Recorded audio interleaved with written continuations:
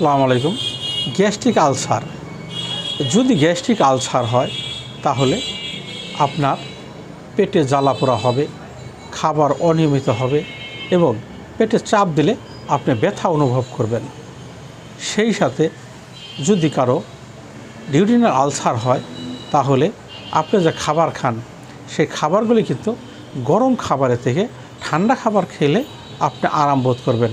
কারণ যখন আপনি কোনো ঠান্ডা পানি বা ঠান্ডা খাবার খাবেন তখন দেখবেন আপনার পেটটা আস্তে আস্তে ঠান্ডা হয়ে যাচ্ছে এবং সেই সাথে আপনার থাকতে পারে ঢেকুর, গলা জ্বালা, বুক জ্বালা বা ক্ষুধা একবারেই না লাগা।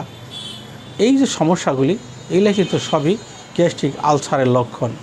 আর সেই সাথে আপনার মল অনিয়মিত হওয়া, এই যে সমস্যাগুলি আপনি যখন দেখবেন তখন আপনার চিন্তা করবেন আপনি আলসারের রূপ নিয়েছে। আর এই ক্ষেত্রে যদি আপনি হোমিও চিকিৎসা নেন তাহলে 2-4 দিনে আপনি এখান থেকে অনেক উপকার পেয়ে যাবেন এবং যদি 15-20 দিন আপনি ওষুধ খান তাহলে আল্লাহর রহমতে গ্যাস্ট্রিক আলসার আপনার ভালো হয়ে যাবে। কাজেই যদি এই ধরনের কোনো সমস্যা আপনারা কখনো অনুভব করেন তাহলে নির্দ্বিধায় আমাদের সাথে যোগাযোগ করতে পারেন। প্রতি ভিডিওতে আমার ফোন নাম্বার দেওয়া থাকে।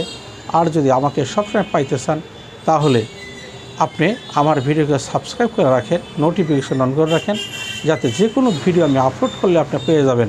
ফেসবুক এবং ইউটিউবে 2 জায়গাতে আমার ভিডিও আপনারা নিয়মিত পাবেন।